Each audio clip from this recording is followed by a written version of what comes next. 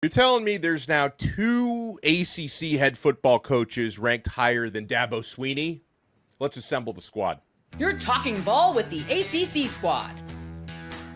From Florida State to North Carolina, from Syracuse to Miami, and from NC State to California, it's the local experts of the Locked On Podcast Network bringing you scoops, breakdowns, and the most comprehensive preview of the upcoming ACC weekend. Hang on, it could get loud, it could get heated, and it will definitely be fun. Squad up, you're part of the ACC squad. I am Alex Dono from Locked On Canes and Locked On ACC. We got Brian Smith from Locked On Seminoles and the Portal, and we got JJ Jackson from Locked On Blue Devils. We are the ACC squad. Could $100 million college football rosters be coming soon? I'll give you 2 spoilers. First spoiler is yes. Second spoiler is probably won't be a school in the ACC. There's a new eligibility rule in college football. 5 years, 5 in 5, they call it. You have 5 years to play in a 5-year span. Let's talk about the ranking for these ACC head football coaches, because I know some of these are controversial, courtesy of Andy Staples at On3 Sports. So, Brian Smith, you take a look at this, and I'll describe it for the audio listeners. And this is an in-the-moment ranking by Andy Staples. So it's not like, what have you done for me in the last 20 years? It's like, what have you just done for me and doing for me right now? So he's got Mario Cristobal number 1 with the Miami head coach coming off a national championship appearance. James Franklin, the new head coach at Virginia Tech, at number 2. As an in-the-moment one, little puzzling. Dabo Swinney, 2-time national champion, number 3. Rhett Lashley, SMU, 4th. Jeff Brohm, Louisville, 5th. Manny Diaz, Duke, hello, Locked On Blue Devils. Pat Narduzzi of Pitt, 7th. Tony Elliott, UVA, 8th. Brent Key, Georgia Tech, 9th. Jake Dickert, Wake Forest, number 10. Dave Doran, NC State, number 11. Mike Norvell, Locked On Seminoles, number 12. Fran Brown, Syracuse. Bill O'Brien, Boston College. Tosh Lapoy, Cal at 15. Bill Belichick, 16. Tavita Pritchard, Stanford, 17. JJ Jackson, I'll let you buy the first round on this one. What's the first thing that jumps out to you on Andy Staples' ranking? Well, I think you absolutely hit a home run on that tease, Dono. The fact that Dabo Swinney is not number 1, considering when you look at the trophy case that he's had in the college game. But like you said, this is a gut reaction. This is instant to what we're seeing play out here in the month of June 2026 and what Miami's been able to do, putting their roster together. Obviously, I've got close ties this offseason with Duke players heading your way to South Beach. Thank you. Unbelievable. They've been on a run. And so I think it's justified there to have Mario Cristobal at the top. But yeah, initial reaction, like I said, I just loved your tease, man. The fact that, wow, Dabo Swinney that far down at 3rd. Yeah, and Brian, the thing that is a little puzzling to you and I, and I'll let you take it from here, James Franklin to already vault in front of Dabo, because, like, I understand in the moment why you would put Cristobal where he is, just coached in a national championship game, has assembled a roster that on paper is the best in the ACC right now. But James Franklin, yeah, he's doing good things at Virginia Tech, but this guy just got fired from his last job, so it's not like the stock is really high right now. From fired to 2nd place. Name another ranking you've seen like that anywhere. It's very odd. I'm not saying he's a bad coach, because he's not, but his game day exploits are legendary for all the wrong reasons. So he's won 1 time against like Michigan and Ohio State in like really big matchups in like 10 years. He's terrible in that situation. They had the choke job against Notre Dame in the playoff. He's 2nd. I mean, you don't think Brohm or Lashley, or I think Brent Key is extremely low on this list too. Yeah. I think he's a really good football coach, but there's no way I would have put Franklin this high. I mean, the guy just got fired. Penn State's an easy job to get talent. It is a super easy job. They threw him out, man. So I think he's done a nice job starting his rebuild at Virginia Tech, but I think that's a little aggressive. Brian, what do you think about Mike Norvell at number 12? Unfortunately, it's really not that If you wanted to put him lower, I wouldn't have a problem with it. They've won 7 games in 2 years. Yeah. And how many road games have they won in the last 2 years? 0. Same as me. That's right. Dono has 0 wins on the road as well. So there you go. 0 wins and 0 tries. So I feel a little bit better about my record than Norvell's. Yeah, your percentage is much better. Yeah. I'll go to the Duke side of things. It's wild that I'm looking at a list in the top half of ACC football coaches. This is not love to Mike Krzyzewski and John Shire on the hardwood, but football, to see Manny Diaz there. And obviously we're not factoring in the run that he had at Miami, but to take over for Mike Elko and what he's done over the last couple of seasons, reigning ACC champs, not too high optimistically on what to expect this season for the Blue Devils, but to see Manny that high is certainly something I don't mind. I'm hopeful that we'll have more football success coming to Durham under his leadership. Yeah, I mean, I'm thinking about the way I would do like my top 5. And okay, so if the criteria is what this is, and that's like as it is right now, I would agree with Cristobal at number 1. If I was doing like a zoom out one, I would have Dabo number 1. But I can agree with Cristobal at number 1 by this criteria. I would have Dabo still at number 2. And then I'd probably have maybe Rhett Lashley 3rd, Jeff Brohm 4th, and I mean, maybe James Franklin 5th, but probably not. I think I'd probably go with Key or Narduzzi at number 5. That probably with one of them, maybe Key. Like I'd round out my top 5 with them. And you know what, JJ? I'd probably have Manny Diaz right about where he is. I think he's really doing a good job at Duke. I mean, I apologize that Mario Cristobal pillaged his roster with Barcate and Mensah, but you know, all things considered, I think Diaz is doing a really good job there the last couple of years. Hell, they just won an ACC championship, so I wouldn't argue with the Diaz placement. What about the bottom, fellas? And I'll let you, JJ, tell our listeners what you were telling Brian and I. I know you have no love for Carolina, but Bill Belichick's placement here. Yeah, I mean, it's still his name. And like when you look at a list like this and we're judging someone on the job title of head coach, it's still really hard. Yes, you can give me the results of last season, but head coach Bill Belichick, and to be second to last of any list, like that just, it doesn't make sense. That doesn't add up in my head whatsoever. But then, as Brian, you're quick to point out, you watch that football team from a year ago, you watch their day-to-day operations, even now, assembling football rosters. It's like, yeah, that's pretty terrible. So Belichick down there does make sense. It's just head coach Bill Belichick, our whole life we were taught to think that would be at the top. He's been absolutely terrible until this point. The recruiting hasn't been great, and they allegedly have NIL money to spend. What are we supposed to think? I get why On 3 or Staples or whatever collection. Like, would anybody put him in the top 10? How could you justify it? No, yeah. I mean, he has to be in the bottom group at the very least. I mean, it's so bad though. They put Tosh Lupoy above him. Tosh is a first-year head coach. Yeah, he's already doing a better job. He's definitely doing a better job on the recruiting trail than Belichick is. Yeah, for sure. No question. He's an elite recruiter, but that just puts it in perspective. College is a different animal. It's about relationships. It's about recruiting and roster management. Those are areas that he never really dealt with as the head coach of the Patriots.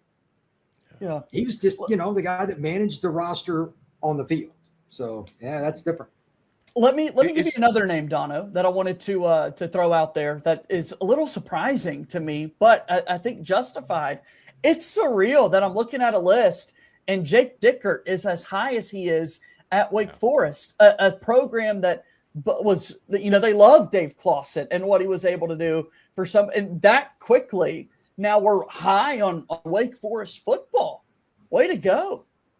Yeah, Wake Forest, as I like to say, they just had the quietest 9-win season of all time because it was like the tree falling in the woods. Like nobody outside of us on Locked On ACC even knew it happened. Like when I tell people Wake Forest won 9 games last year, like, yeah, okay. In what sport? Football. It happened. Didn't have the toughest schedule, of course, But Wake Forest won 9 freaking games last year.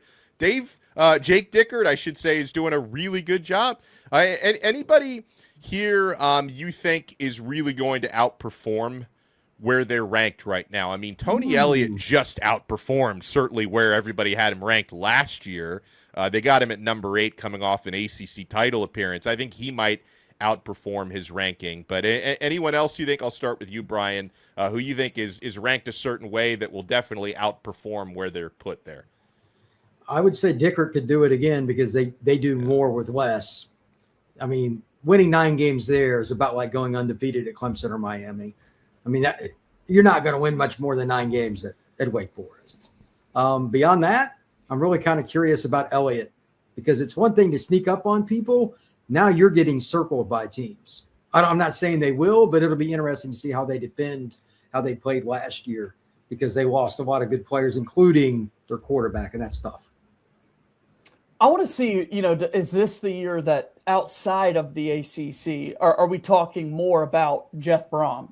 I feel like Louisville over the last few seasons has been somebody who's always in the transfer portal quarterback market, trying to bring someone in. And throughout the year, it's always don't sleep on Louisville. Look at all these wins that they're picking up. But then you get to the end of the season and you just feel a little empty. There aren't these ACC trophies to look back on. Could it finally be the time that it's the Cardinals we're talking about at the end of the season? And I think I've been really impressed with what Brohm's been able to do there. It's just like, get it through a full season for me, please.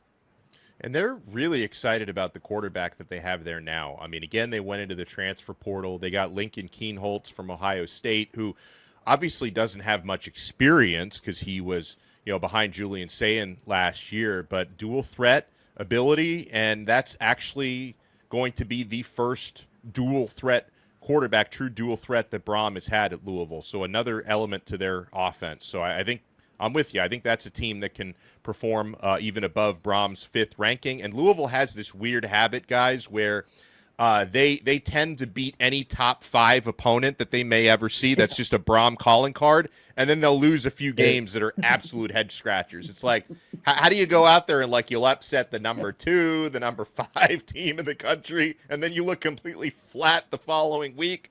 I just think they need to convince Brohm that every game is against a top 5 opponent because he comes up with these virtuoso game plans for the tough games, and then the games that aren't so tough, it's like, what are we doing here? But I want to get to, when we come back here on the Locked On ACC squad, an important new NCAA eligibility rule that they're going lock, stock, and barrel with this thing. I still wonder if the NCAA can actually enforce any of their rules, but they're going all in for 5 and 5. You want to keep it locked right here. We're only getting started on this brand new episode of the ACC squad. Folks, running a business should not feel like you're trying to connect a bunch of systems that were never designed to work together. You got one app for accounting, another for inventory, another for sales, and somehow none of them talk to each other. But that's where Odoo comes in. Odoo is an all-in-one business management software that brings every part of your business together in one powerful platform. Emphasis on the word one. This is revolutionary, guys, because you don't need 6 different softwares. You do it with one in Odoo. From sales and accounting to inventory and marketing, everything works in one place, helping your team move faster, stay organized, and focus on growing the business instead of managing a bunch of software.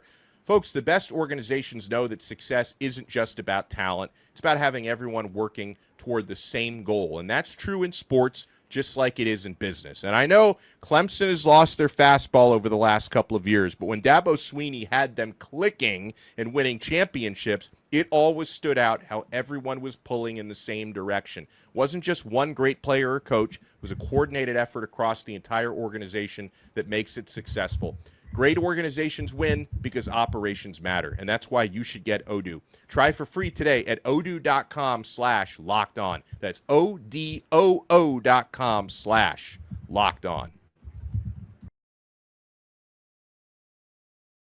Thanks for making this episode of the ACC Squad your first listen. And folks, if you haven't joined the Everydayer Club yet, you can try it free for a week. my friends, you get exclusive ad-free versions of these episodes, whether it's Locked On ACC, Locked On Seminoles, Locked On Blue Devils, Locked On Canes. You can get ad-free versions, exclusive Discord chat access, and other great benefits.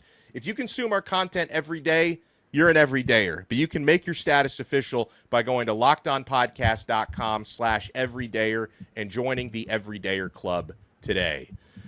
All right, my friends. A lot of people like this change, and it sounds good to me in theory when you have like 7th year, 8th year, 9-year seniors the last few years in college football. And I understand why a lot of these players don't want to leave, because a lot of them are making more NIL money in college than they would make trying to go pro, because it's not easy to get into the NFL. And there's some college players who are making more money than first contract NFL guys. But the NCAA is taking a stand, fellas. The NCAA Division I cabinet has unanimously approved a new, what they call 5-in-5 eligibility rule. It's very simple. Give student athletes 5 seasons of competition to be completed within a strict 5-year calendar window. There's no more gap years, no more red shirts. It replaces the decades-old 4 seasons in 5 years framework. So now, this kind of makes sense, JJ, because they were going to use this new red shirt rule where you can play in up to 9 games and keep a red. Like, that doesn't sound like a red shirt year to me. 5-in-5 makes sense. How do you feel about this? Yeah, and just the fact from a coaching perspective, you're not having to do the math on how many times a guy's going into the game, right? And we don't have to track that anymore. It's 5 years to go out and play. And if you want to play all 5 years, you can do that now. I love the age requirement as well, because on the Duke side, often I'm focused so much on the basketball lens. But the fact that this is a model adopted by the NCAA across board, we don't need 26-year-old Europeans coming back and joining the college game. Let's keep it what it's kind of always been. And so kind of by shifting to this model, I think is the right call. And I'm glad we ultimately ended up here. What do you think, Brian? I'm glad, because it'll make it at least a little bit more even with regards to the NIL. Teams like Wake Forest will have a better chance. I mean, LSU is always going to have a bunch of kids turn pro early. You know what I mean? Texas A&M, schools like that. If you're going to give these other schools any shot, you got to win with age. BYU's done it forever. And that's one of the few things, like the religious exception. Kids are going Mormon missions, etc. So they get an exception for that? Because that was a follow-up question, yeah. Yeah, that's a big deal. Having 23 and 24-year-old offensive linemen, that's a big deal. So I'm glad they, you're not going to try to – they would get sued if they tried to take that away, by the way. Sure. So, but there's going to be a little bit more of an opportunity, because certain schools, like, it's not going to impact JJ's Blue Devils in basketball at all. Like, it's going to hurt them, if anything, because other schools have more older players. But most schools, they can at least creep up. Teams like Virginia in football, they're going to have 100 kids on the roster, but 50 of them will be 50-year seniors. That's what they're going to try to do, Yeah. That way you can get kind of around the NIL. Yeah, I like the financial perspective that you brought up too, from the athlete's point of view, because how many of these football players, like you said, we know they're not going to be playing in the NFL. And oftentimes, Brian, you cover recruiting so closely too. I've heard stories of players, the moment they are getting these college opportunities, are already earning more than their parents do, who have been living out full lives in their everyday occupations, and now it's an extra year of that they're able to add to their family portfolio. And then another thing, Brian, I'll bring up, and I'm sure you're going to have some conversations about this covering recruiting. Now that you know, and of course, like you said, there's going to be exceptions, there's going to be waivers the players will fight for. But now that you have an idea of, hey, you get this player, you get them for up to 5 years, right? Doesn't that make things a lot easier for coaches planning their scholarship numbers 2-3 years down the road, right? When you're looking at, hey, I need to bring in X amount of players in class of 2027 recruiting. I've got 25 spots, maybe 22 spots in 2028. Like, I think this makes it a lot easier not having the variable of, but well, what if my starting linebacker decides to play for a 7th year? Like, that can't happen anymore. Well, I think it's going to be a little bit easier because you don't have to take as many kids in a class. You don't have to throw as much NIL at a class. And it'll also help you kind of sort through the kids that just don't want to work. You're going to have other guys that at least are serviceable. They'll do the right things off the field, all that. You'll keep them around in your program. You can have a little bit more of a deliberate approach. And I think, again, the Wake Forest, the G6 programs, etc., although they're still going to get pilfered, that's just par for the course. But they'll at least have a chance with the older rosters, and coaches aren't going to have to we got to get a 35-man class this year to make up for it. If you do it right and these kids are redshirting and going through the process and just not getting beat up too early in their career, and then by their junior year they start to play a lot, senior year, fifth year, senior year, I would imagine you can balance it out and take 18 to 22 again if you wanted to. There'll be some people mad at the high school level. By the way, this is coming because there's going to be fewer kids getting recruited because more kids will stick around in college. That's a complaint that's coming. That is inevitable. That's just math. But other than that, it is what it is. Let me just say this, a PSA that I would like to put out there to all these college athletes. I really hope that in this scenario, a very large number of them take advantage of this academic opportunity that's going to be put in front of them as well, right? Like it's already college is expensive. And the fact that you're going to be set up like this at an institution across 5 years, they're already having to do kind of around the clock summer sessions at each institution. Why not set yourself up and pursue master's degrees and actually be, they're going to be listed as grad students. I hope that they're actually trying to do something to capitalize off of that, again, to set them up in the long term. I think that is so cool. And I know that that's kind of the lame education answer to throw out there and whatnot, but I'm really hopeful that, a lot of these guys will take advantage of that opportunity. There's nothing lame about that. I'm glad you brought that up because I always appreciate, and I think that there's a growing number of players, even elite players, who are realizing they need to take advantage of that, especially since, with the COVID year, and there are some guys that are around that still had the COVID year, which was an extra year. I've encountered enough players in recent years who have master's degrees where I'm really impressed that they took advantage, because I know maybe in the older days, 80s and 90s, it wasn't as common. A lot of schools will let you come back later, to finish your degree after your NFL career. But I think the number of players who are taking advantage is increasing because it's invaluable. JJ, awesome. Especially I hate to bring up the name Cooper Barkate because I know that's probably a sore spot for you, but he's a great example because Barkate earned a degree from Harvard. That's where he started his college football career. Then he got a graduate degree from Duke, and I think he's going to be on track in 1 year to get another postgraduate degree from Miami. So you want to talk about a guy who's taking advantage. Yeah, he's going to have triple degrees, Harvard, Duke, and Miami. I'm proud of my Miami diploma. I know it doesn't maybe it doesn't compare to what that Harvard diploma or Duke diploma is going to look like, but he's going to be very well educated by the time he comes through. Sure. But on the money component, we got to get to that, fellas, because Brian Smith, who hosts the Portal pod, where he talks a lot of NIL, has alerted me to the inevitability of, unless there's a major course correction with legislation, which I'm not a huge fan of, having to get the government involved, but unless there's some kind of intervention, $100 million rosters could be a reality sooner than later. We'll dive in right here on the Locked On ACC Squad.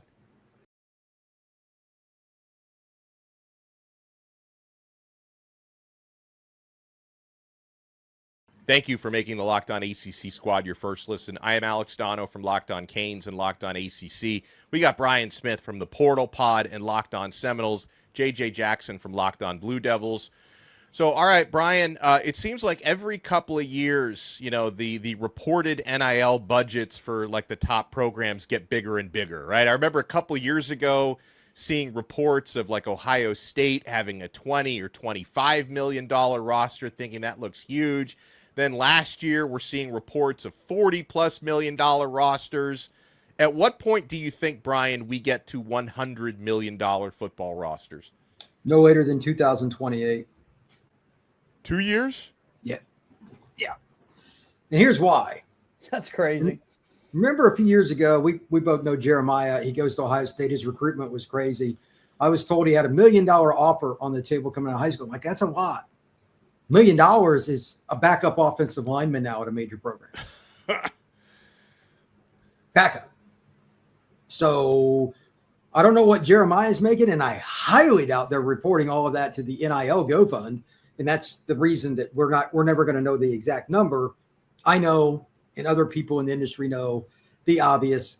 All these deals aren't getting turned in. It's just the bag man in a different way because it's under some kind of collective or whatever. You're never putting that genie back in the bottle. Thank you, Congress. 0% chance because these teams all want to win. They don't care how they do it. They don't care. It's just reality. And there are programs that have oil money like Texas A&M. They'll be the first one, in my opinion, to be A&M. And the roster they're putting together right now is expensive. But with this recruiting class that they have right now, and they've got a few more big names they're probably going to get, this will be the most expensive recruiting class of all time. I mean, it's just going to be crazy. Like freshman year, you're going to make the least. And that freshman class is going to be $20+ million. So 28 might be a slow grind. It's not out of the question. It's 27 because if they have another class like this next year, A&M could push that. Marcel Reed has a good year and comes back as a fifth year. He could make $10 million by himself. There's a guy in Coral Gables allegedly making that this year, but that's another story. Allegedly. Allegedly. I'm sure it's not being reported. I guarantee it the way it is too. That's just none of this is going to be reported, but certain schools just have way more money and there's not much you can really do about it. So, I mean, that's why I said the 5 for 5. I mean, I take more shots at the NCAA than anybody. I cannot stand the NCAA. They're terrible. 5 for 5 rules, fantastic.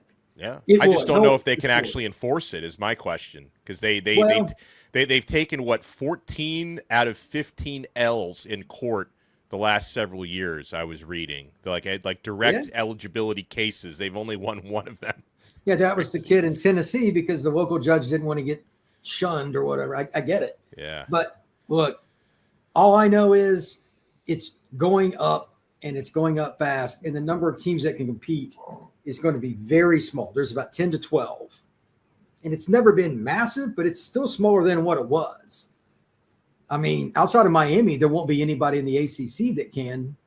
So I mean, that's even like I'm pretty sure Miami has a limit that's probably under 100 million. Like I don't. I know you got to be close in that. Like if they had $70 million roster, could they? Probably. I don't know. I don't think the roster is super far from that. It's over 40. And I just don't know if that's at all sustained. Like even if Miami could reach a number close to that for a couple years, I don't see that being sustainable long term.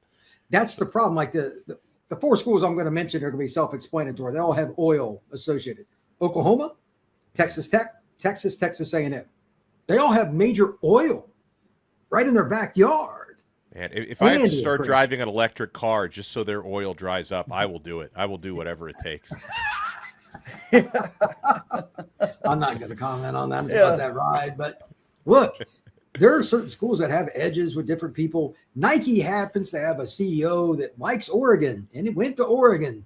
Yeah. You can't teach that. There's no way you're going to tell him not to donate over this money, like number of fund the NIL Go wants. That's not realistic. So there's certain schools that are just going to be better because of cash. Oregon gets kids from areas they would never have a shot at. Never. I mean, they're getting kids from Philadelphia and Baltimore, New York, and it's like, come on. They're not going to get those kids if they didn't have the checkbook. ACC, this is why, like Dono and I have talked about this in a number of different ways. They got to figure out that contract thing.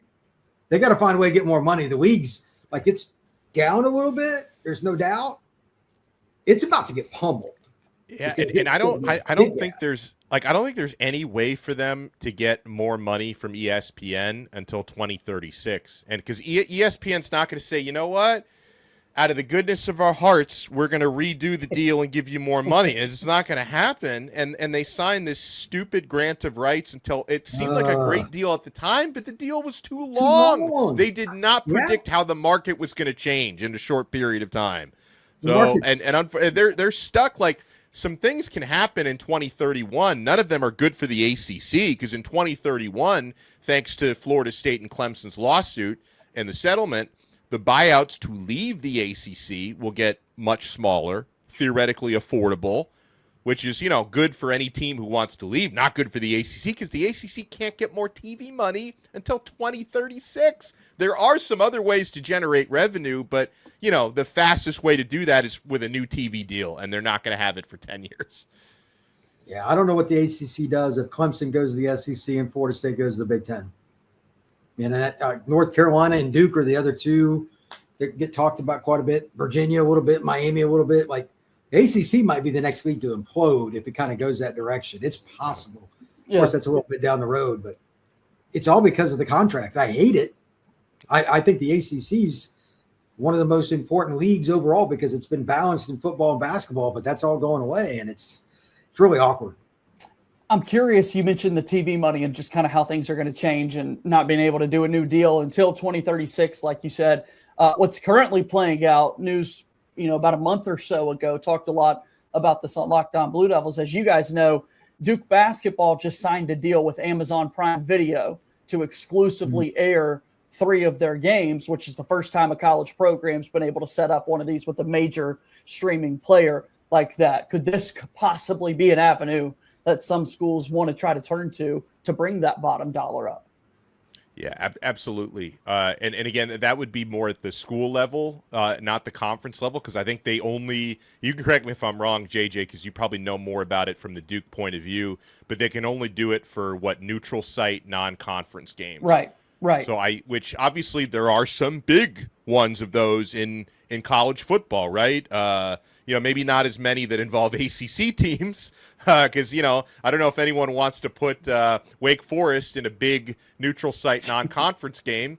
But I think for the individual schools, that could be an avenue for the Clemsons, Miamis, and Florida States and a few other ACC football programs. And obviously it's an avenue for Duke and Carolina potentially in basketball. So I think but like you say, those are the creative remedies that individual programs need to look for to try to make some extra coin, because it's the easiest way to do it is if your conference gets a new TV deal. Yeah. We can't do it the easy way in the ACC. Because that coin's going up. I mean, and I'm glad that, Brian, you're pointing to Texas A&M likely as the first team that's going to go here. That's another callback to my Duke audience that sees Locked On ACC Squad in their feed today. Mike Elko goes to Texas A&M. That's a no-brainer. After 2 years at Duke, now you've put yourself in a position to have this much money financially to put a football team out there. And then, guys, I just did a quick Google search myself, and I'll educate our audience as well. Right now, the NFL salary cap in 2026 per team is $301 million. So just it's like a third of the way there if we're getting college football too. And that number will continue to climb in the NFL, obviously. But college football really not that far behind when you look at what these NFL rosters will have salary cap wise going into the season. Man, it's a brave new world we're in. Yeah. That just gives Brian Smith a lot to talk about on the Portal podcast. Yeah. You want to make sure you check that out. Check him out as well on Locked On Seminoles. Check out JJ Jackson on Locked On Blue Devils. You can check me out on Locked On ACC and on Locked On Canes. My friends, we always have a good time with the Everydayers. Again, make sure you hit up that Everydayer Club. If you want exclusive ad-free versions of these episodes, Discord chat access with hosts and other listeners, go to lockedonpodcast.com/everydayer. Try it free for a week. Join the Everydayer Club for your favorite shows. And we'll talk to you next time on another episode of the Locked On ACC Squad right here on the #1 sports podcast network. Just turned 10 years old. The Locked On Podcast Network. Your team every day.